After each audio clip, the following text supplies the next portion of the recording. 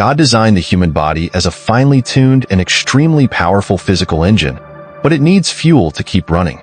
So, why would anyone choose to go hungry?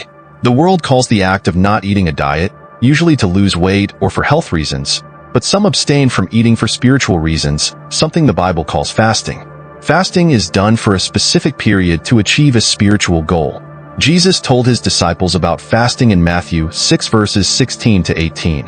When you fast, do not look somber as the hypocrites do, for they disfigure their faces to show others they are fasting. Truly I tell you, they have received their reward in full. But when you fast, anoint your head and wash your face, so that it will not be obvious to others that you are fasting, but only to your Father who is unseen. And your Father, who sees what is done in secret, will reward you. By giving up food, both pleasant and necessary, you draw God's attention. Even back then, Jesus warned against showing off our fasting. He warned his disciples not to fast for public recognition. The fact that he says, whenever you fast, shows that he considers fasting a legitimate spiritual practice. Fasting means temporarily abstaining from a physical desire, usually food, for spiritual reasons. Instead of eating, dedicate yourself to secret prayer and seek God's intervention in the kingdom. If you have never fasted before, the idea of going without food for a long period can seem daunting. Others have doubts like, can I endure it? They don't want to embark on a journey they can't finish. Others worry about their friends' opinions on their fasting. The answer is simple. You don't fast to impress your friends and usually don't even tell them. Jesus reminded us not to display our religious devotion to God outwardly. Fasting, on the other hand, is a private commitment between you and God. You can fast in secret without telling anyone. In other situations, you may participate in a public fast, such as with your church or another person. Fasting is a biblical discipline that can help anyone improve their spiritual life and become a prayer warrior for God. Some believe that Christians don't need discipline, but we strengthen our faith through spiritual exercises. We must remember that we are soldiers of Christ. A good soldier is disciplined in various areas. Fasting is just one of the many Christian disciplines. Fasting, like climbing a mountain, is mentally and physically exhausting. Start this journey with a clear understanding of what you are doing and knowing that the path may be difficult, but the benefits will be worth it. Start small if this is your first fast. God will honor your first step of faith, which may seem small to others, but is enormous for you. God also cares about the attitude of your heart during the fast. Your posture is a very important part of fasting. Just as when a man proposes to a woman, it's not the length of the proposal that matters, but his heart. Therefore, when starting the fast, don't worry about the duration. Just make sure your relationship with God is in order. God is aware of everything. He understands and values the sincerity of your prayers, regardless of their length. If you've never fasted before, start by skipping a meal. In the Old Testament, Jews had to fast for a whole day each year on Yom Kippur. In the Jewish calendar, a day began at sunset and ended at sunset the next day.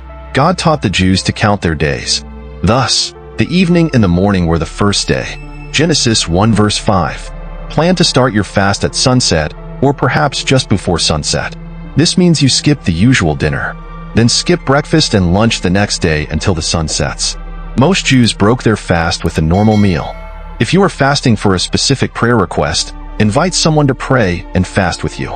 There is strength in numbers. Jesus said in Matthew 18 verses 18 to 19, "Truly I tell you, whatever you bind on earth will be bound in heaven, and whatever you loose on earth will be loosed in heaven.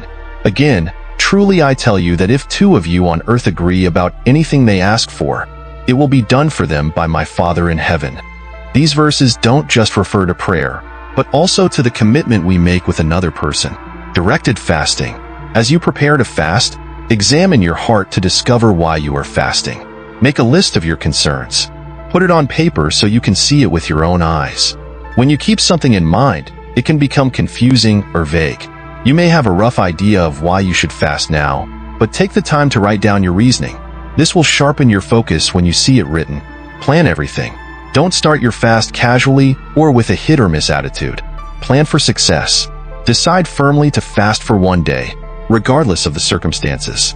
Types of fasting. Absolute fasting. This is a fast where you eliminate all food and water.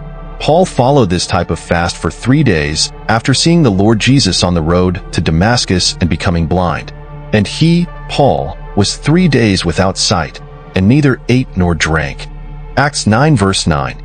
Do not follow absolute fasting on your first fast. This fast is for those who are deeply desperate or fasting to solve a serious problem, such as deliverance from addiction or protection from a spiritual adversary. Normal fasting. During this fast, you avoid all solid foods and drink only liquids. Fasting is most often used in the Bible to refer to people who do not consume solid foods. The issue of consuming liquids is generally not mentioned. During those days Jesus, ate nothing, and when they were over, he was hungry. Luke 4 verse 2. It is not mentioned that Jesus drank liquids. What do people drink when they fast? Many people avoid pleasurable drinks like sodas and various types of fruit juices. This corresponds to the Old Testament description of self-denial and fasting. Partial fasting. In this fast, you eliminate certain liquids or certain solid foods, but not all liquids and solids. This is also called the Daniel fast. Whatever fast you choose as the first, remember that it is a step of faith. God sees your heart and will reward you accordingly.